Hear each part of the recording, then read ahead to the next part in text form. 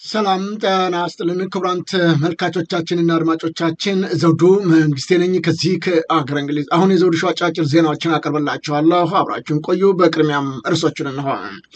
ፋኖ ምርኮ በዛብኝ ቀለቡን አልቻልኩም አለ። ፕሬዝዳንቱና ጠቅላይ ሚኒስትሩ ተገናኙ። አማራ ፋኖ ብሔራዊ ንቅናቄም መግለጫ ሰጠ። ታዋቂዋ ዲፕሎማት አረፉ። የኢትዮጵያ ሪል ስቴት ችግር ውስጥ ገባ። አደገኛው ወንጀለኛ ተያዘ። በተሿሚዎች ላይ ሕግ ሊወጣ መሆኑ ተገለጠ። በወልቃይት ተኩስ ተከፈተ። አገሪቱን በአንድ ምሽት አወድማታለሁ አሉ ፕሬዝዳንቱ። ወታደራዊ አዛዡም ተገደሉ። ወንጀለኛውም ሞት ተፈረደበት። አሁን ወደ ዝርዝሩ እንሄዳለን። አብራችሁን ቆዩ።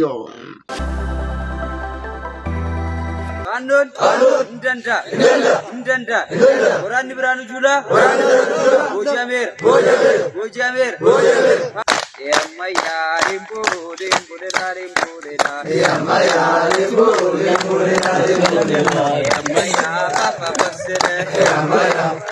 ፋኖ ምርኮኛ በዛብኝ ቀለባቸውን አልቻልኩም አለ። በደጋዳሞት ግንባር ነው የመከላከያ ኃይል ከቀን ወደ ቀን በፋኖች እየተማረኩ የሚገቡት እጅግ በርካቶች መሆናቸው የተገለጸ ሲሆን ፋኖም ቀለባቸውን አልቻልኩም ሲል ተናገረ። በቴዎድሮስ እዝ 109ኛ ኮር አሃዶችና የእዙ ኮማንዶችና ዩኒቲ አሃዶች ጋር በደጋዳሞት ግንባር ፈረስ ቤት ከተማ ላይ በቅርጅት ባደረጉት ማጥቃት የጦር አዛዡን ጨምሮ ከማረኳቸው አገዛዞች ወታደሮች ውስጥ አሁን በፋኖች በመውደቃችን ደስታ ይሰማናልን ብለዋል። በርካቶቹ በተለይም በመከላከያ ውስጥ በነበሩበት ሰዓት ስቃይና መከራ ውስጥ የገቡበት መናገር የማይችሉበት የሚፈልጉትን መጠየቅ የማይፈቀድበት ሕይወት እንደኖሩ ነው የገለጹት። የሚበሉት የሚጠጡት እንኳን እንደሌላቸው የገለጹት እነዚሁ ምርኮኞች አሁን በፋኖች በመውደቃችን ሰላም ይሰማናል ማለታቸው ነው የተገለጸው። ታዲያ ፋኖ እነዚህን የአብይ አህመድ ወታደሮች በቁጥጥር ስር ቢያውልም በየቀኑ እነሱም እየፈለሱ ፋኖን ቢቀላቀሉም ነገር ግን የምቀልባቸው አጥቻለሁ አለ። እናም ጉዳዩ የሚመለከታቸው የዓለም አቀፍ ቀይ መስቀል ማህበርንም ጨምሮ ሌሎቹ በተቻለ መጠን ቀለባቸውን እንኳን ይቻልልኝ ሲል ጥያቄውን አንስቷል። አብይ አህመድ በየጊዜውና በየወቅቱ በተለያዩ አካባቢዎች በመንቀሳቀስ መንግስታቸውን ጠብቆ ይህ መንግስት ከወደቀ ኦሮሞ አደጋ ውስጥ ነው እያለ የሚቀሰቀስ ቢሆንም ይሁን እንጂ ፋኖን የተቀላቀሉት የመከላከያ አባላቶች አብይ አህመድንም ሆነ ብርሃኑ ጁላን አጣጥለዋቸዋል። እንዲህ እያሉ በኦሮምኛ ቋንቋ ፋኖን እንደንዳ ወራኒ ብራኑ ጁላ ጎጃሜር ፋኖን እንደንዳ የማያ ሪምቦ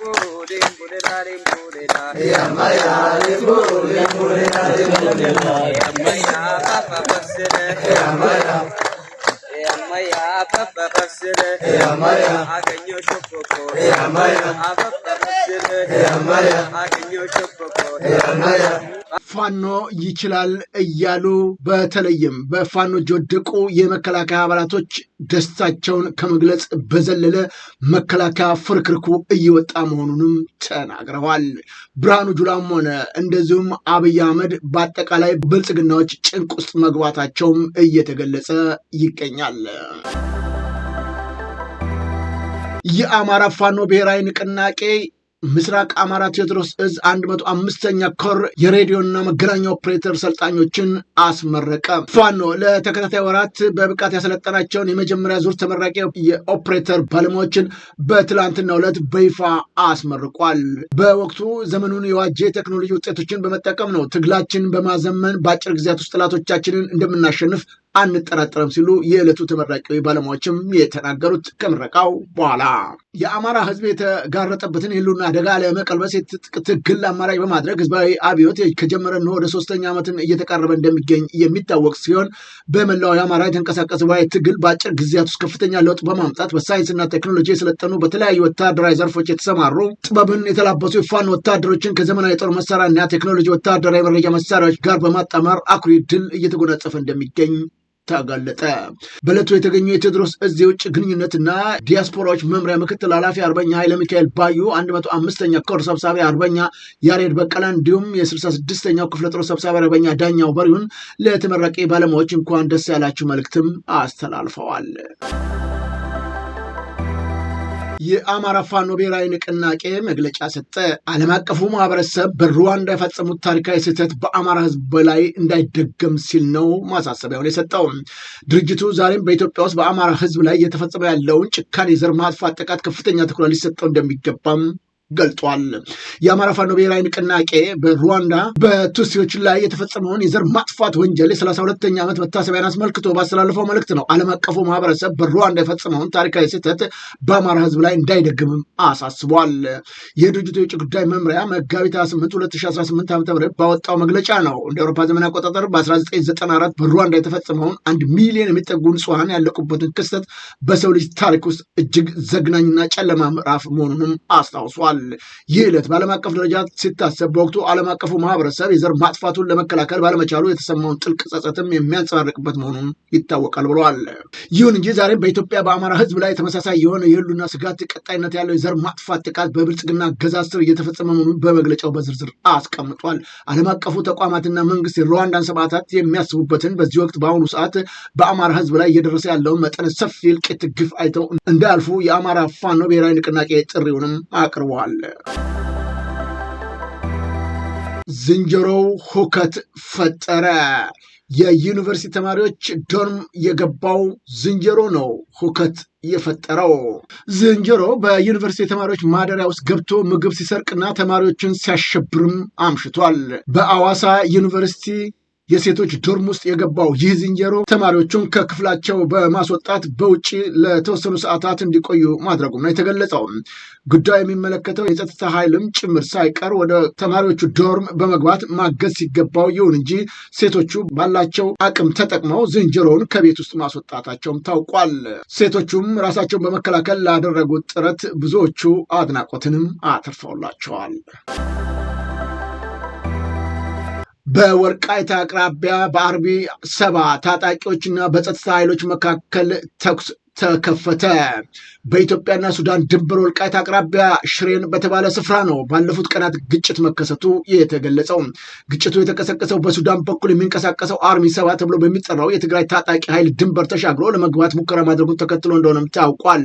እንደ ዘገባው ከሆነ የሱዳን ስደተኛ መታወቂያ የያዙ ቁጥራቸው ከ20 በላይ የሚሆኑ የዚሁ ኃይል አባላት ወደ አካባቢው ሰርገው ለመግባት ሙከራ ማድረጋቸው ነው የተረጋገጠው።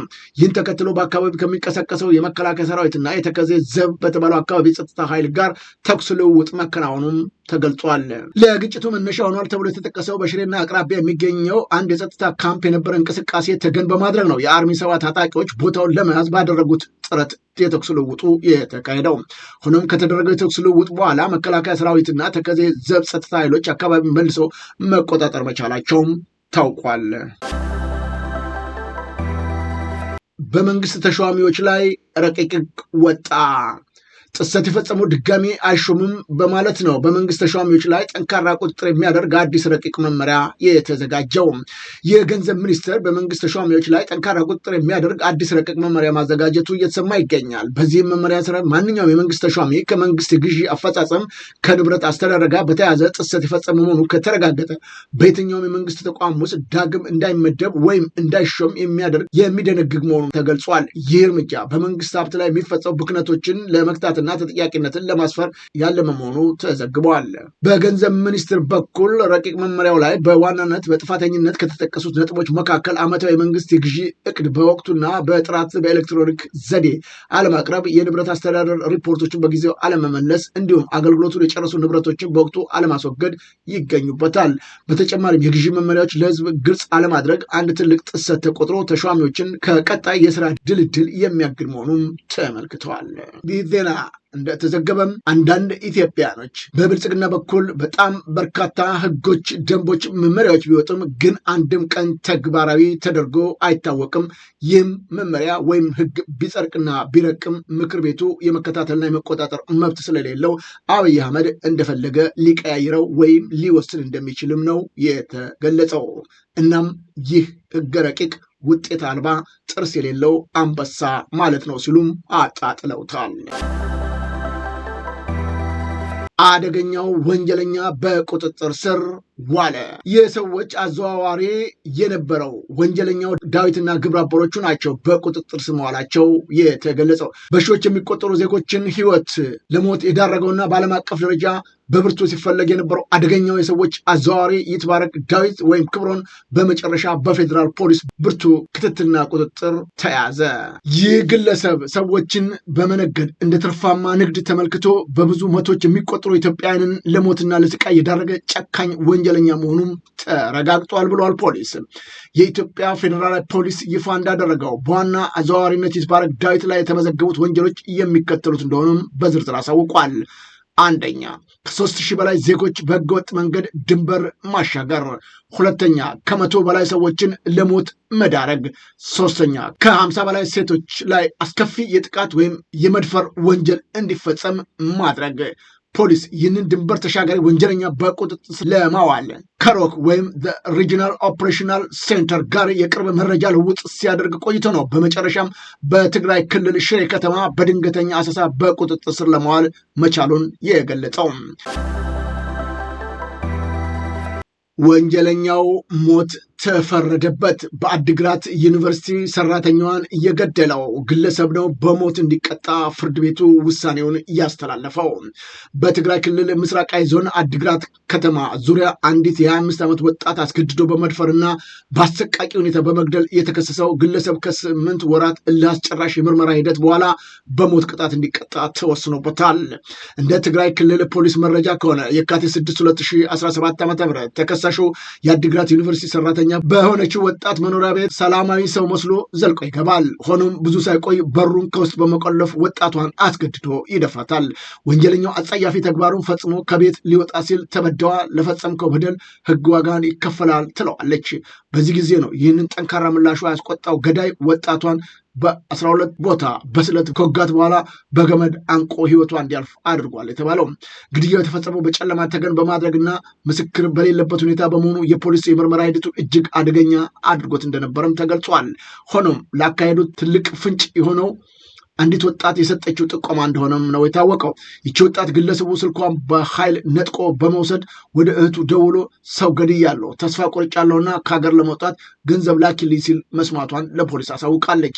ፖሊስ የሚያገኘውን ጥቆማ መሰረት በማድረግ ነው ባደረገው ከፍተኛ ክትትል ጉዳዩን ቤተሰቦቹ ቤት ተደብቆ ከቆየ በኋላ በአፋር በኩል ከሀገር ለማምለጥ ሲሰናዳ በቁጥጥር ስር መዋሉ የተገለጸው። ጥቆማ የሰጠችው ወጣትም ግለሰቡን ለይታ በማመልከት በምርመራው ሂደት ትልቅ እገዛ ማድረጓም ታውቋል።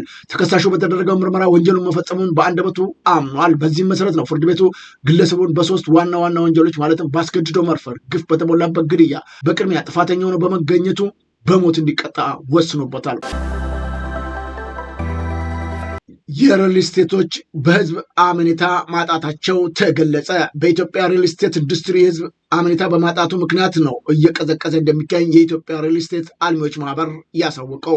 ማህበሩ ይህንን ያሳወቀው የኢትዮጵያ ከሚያዝያ 15 እስከ 18 2018 የመጀመሪያውን የአፍሪካ ሪል ስቴት ማህበር የምስራቅ አፍሪካ ቀጠናዊ ጉዳይ አዲስ አፍሪካ የተሰኘ ሪል ስቴት ኤግዚቢሽን የምታስተናግድ መሆኑን አስመልክቶ በተሰጠው መግለጫ ላይ ነው። የኢትዮጵያ ሪል ስቴት አልሚዎች ማህበር የቦርድ ሰብሳቢ አቶ አለማየሁ ከተማ እንደተናገሩት የሪል ስቴት ኢንዱስትሪው የህዝብ አመኔታ በማጣቱ እንዳያድግና ወደፊት እንዳይራመድ እየሆነ ይገኛል ሲሉ የተናገሩት ፕሬዝዳንቱና ጠቅላይ ሚኒስትሩ በአካል ተገናኙ።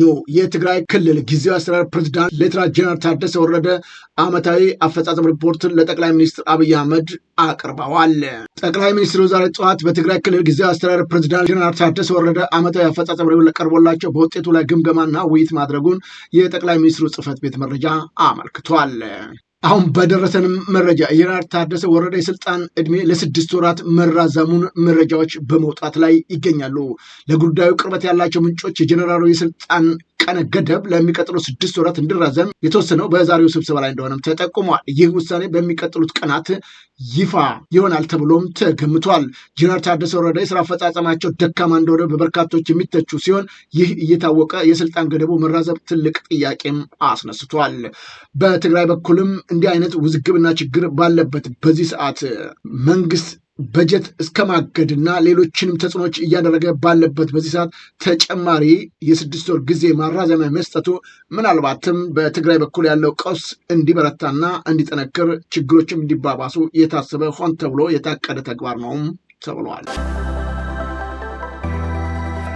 ታዋቂና አንጋፋዋ ዲፕሎማት አምባሳደር ቆንጂት ሰነገርግስ በሕክምና ሲረዱ ቆይተው ከዚህ ዓለም በሞት መለየታቸው ታወቀ። አምባሳደር ቆንጂት የውጭ ጉዳይ ሚኒስትርን ከ1950ዎቹ በለጋ እድሜያቸው ተቀላቅለው ከዴስክ ኦፊሰርነት እስከ ከፍተኛ አመራርነት ማገልገላቸውም ተገልጿል። አምባሳደር ቆንጂት ከዮዲት እምሩ በመቀጠል በኢትዮጵያ ሁለተኛው ሴት አምባሳደር መሆናቸው ነው የታወቀው። አምባሳደሯ በኦቶዋ፣ ካይሮ፣ ቴልአቪቭ፣ ቬና በሚገኙ የኢትዮጵያ ሚስዮኖች ባለሙሉ ስልጣን አምባሳደር ሆነው ያገለገሉ ሲሆን በአፍሪካ ህብረትም በተባበሩት መንግስታት የአፍሪካ ኢኮኖሚክ ኮሚሽን ቋሚ መልክተኛ በመሆን ሰርተዋል። ከሰኔ 2009 እስከ መስከረም 2011 ዓ.ም ዳግም ኢጋድ በመራው የደቡብ ሱዳን የሰላም ስምምነት ላይም ልዩ አማካሪ ሆነው ማገልገላቸውን የውጭ ጉዳይ ሚኒስቴር ገልጧል። በፊንቴክ ኢንቨስትመንት ማጭበርበር ጋር በተያያዘ የታሰሩት ያቀረቡት ጥያቄ ውድቅ ሆነ። ኦህዴድ ብልጽግና ዝርፊያ ወጥመድ የነበረው ፊንቴክ ኢንቨስትመንት በማጭበርበር ጋር በተያያዘ በወጥመድ ታንቀው ለእስር የተዳረጉት አርቲስቶችና ቲክቶከሮች ጉዳይ በፍርድ ቤት መታየቱ ቀጥሏል። ተጠርጣሪዎቹ በቁጥጥር ስር ውሎ ምርመራ እያካሄደ የሚገኘው የኦህዴድ ተዘዋዋሪ የፌዴራል ፖሊስ ጉዳዮች ወደ መጀመሪያ ደረጃ ፍርድ ቤት ተወስዶ 12 ተጨማሪ ምርመራ ቀናት የተፈቀደ ሲሆን ለመጋቢት 30 ተለዋጭ ቀጠሮ መስጠቱም ተገልጧል። የመጀመሪያ ደረጃ ፍርድ ቤት ውሳኔ በመቃወም እና የዋስትና መብታቸው እንዲከበር በመጠየቅ አርቲስቶቹ ለፌዴራል ከፍተኛ ፍርድ ቤት የይግባኝ አቤቱታ አቅርበው ነበር። ከፍተኛው ፍርድ ቤትም ባለፈው ሳምንት የግራ ቀኙን ክርክር ካዳመጠ በኋላ ፖሊስ የምርመራ መዝገቡን ለመጋቢት 28 እንዲቀርብና በቀረበው ይግባኝ ላይ ትዕዛዝ እንደሚሰጥ አሳውቆ እንደነበር አይዘነጋም። በዚሁ መሰረት ትላንትና ከሰዓት በኋላ ጉዳዩን የተመለከተው የፌዴራል ከፍተኛ ፍርድ ቤት የስር ፍርድ ቤትን ውሳኔ በማጽናት የአርቲስቶችን የዋስትና ይግባኝ ሳይቀበለው ውድቅ አድርጎት ቀርቷል። በመሆኑም ተጠርጣሪዎቹ ቀደም ሲል በተሰጠው ቀጠሮ መሰረት በመጋቢት 30 ቀን ጉዳያቸው የታየበት በሚገኘው የመጀመሪያ ደረጃ ፍርድ ቤት ችሎት የሚቀርቡ ይሆናልም ተብሏል። ዶክተሩ በአገዛዙ ኃይሎች መታፈኑ ተገለጸ። በጎጃም እንጅባራ ከተማ የሚገኘው ሆስፒታል ውስጥ የሕክምና አገልግሎት በመስጠት ላይ የነበረው ዶክተር አብርሃም አማረ በጸጥታ ኃይሎች ከተወሰደ 8 ቀናት ቢቆጠርም እስካሁን ያለበት ቦታ ሁኔታው አለመታወቁ ቤተሰቦቻቸው ገለጡ። ዶክተር አብርሃም ካለፈው ሳምንት ጀምሮ ከስራ ገበታው ታፍኖ ከተወሰደ ጊዜ አንስቶ ነው ቤተሰቦቻቸውና የቅርብ ባልደረቦቹ ስለ ደህንነቱ ለማወቅ ጥረት ቢያደርጉም እስካሁን ምንም አይነት መረጃ ማግኘት እንዳልቻሉ አሳውቀዋል። የሕክምና ባለሙያው በምን ምክንያት እንደተወሰደና በአሁኑ ወቅት የት እንደሚገኝ ከሚመለከታቸው የጸጥታ አካላት የተሰጠ ማብራሪያም የለም እስካሁን። ይሁን እንጂ አንድ የጤና ባለሙያ በስራ ላይ ያለ ተይዞ የደረሰበት አለመታወቁ በሆስፒታሉ ዘንድ ከፍተኛ ድንጋጤንም ፈጥሯል ነው የተባለው። አሁን ወደ ውጭ ዜና እናመራለን። የኢራን አብዮታዊ ዘብ የስራ ኃላፊ በአሜሪካና በእስራኤል ጥቃት ተገደሉ። የአብዮታዊ ዘቡ የስለላ ድርጅት ኃላፊ ሜጀር ጀነራል ሰይድ መጂድ ካዲማ መገደላቸው ነው የተሰማው። የኢራኑ ፋርስ የዜና ወኪል ያስተላለፈው የኢራን አብዮታዊ ዘብ መግለጫ እንደሚያሳየው ካዲማ የተገደሉት በትላንትናው ዕለት በአሜሪካ ጽዮናዊ የጠላት የሽብር ጥቃት መሆኑን ገልጧል። ስለ ጥቃቱ ተጨማሪ ዝርዝር መረጃ ግን መግለጫው አላሳወቀም። አሜሪካ ኢራንን በአንድ ምሽት ውስጥ ሙሉ በሙሉ ልትወድም ሰዓቷ ደርሷል አሉ ትራምፕ። የአሜሪካው ፕሬዝዳንት ዶናልድ ትራምፕ ነው ኢራንን በአንድ ምሽት ውስጥ ሙሉ በሙሉ ልትወድም እንደምትችል በመግለጽ ከፍተኛ ማስጠንቀቂያም ሰጥተዋል። ትራምፕ በሰጡት መግለጫ ኢራን ትልቅ ሀገር ብትሆንም የመዋጋት አቅም እንደሌላት በመጥቀስ ሀገሪቱ አዲስ ስምምነት እንድትፈጽምና የሆርሙዝን ሰርጥ እንድትከፍት የተሰጣትን ቀነ ገደብ በዛሬው ዕለት እንደሚያበቃም አስታውቀዋል። ኢራንም በበኩሏ እርሱ አይፎክሩ፣ ቀጥታ ወደ ተግባር ይግቡና እኛም የምንሰራውን ያውታል ስትል በ10 ቀናቱ ቀነ ገደብ ወቅት መናገሯ አይዘነጋም። በመጨረሻም ህንድ ድንበሯን በእባብና አዞ ልታስጠብቅ መሆኑ ተነገረ። ሂንዱ የሀገሪቱን የድንበር ደህንነት ኃይል መመሪያ በመጥቀስ እንደዘገበው በህንድ ባንግላዴሽ ድንበር በሚገኙ ወንዞች፣ ረግረጋማ ቦታዎችና አስቸጋሪ የሆኑ ቦታዎች ላይ አዞና እባብ ለድንበር ጥበቃ ለማሰማራት እቅድ መንደፉን ዘገባው ጠቅሷል። ክቡራን ተመልካቾቻችንና አድማጮቻችን ለአሁኑ ያቀረብኩላችሁ የዘውዱ ሾው አጫጭር ዜናዎች እነዚህን ይመስሉ ነበር። በቀጣይ ዝግጅታችን እስከምንገናኝ የዘውዱ ሾው ሚዲያን ሼር፣ ላይክ እና ሰብስክራይብ በማድረግ ወዳጅ ቤተሰቦቻችን እንድትሆኑ ከወዲሁ በማክበር እንጋብዛለን። ከዜናዎቹ ጋር አብሬያችሁ የነበርኩት የዘውዱ መንግስት የነበርኩኝ። ጤና ይስጥልኝ።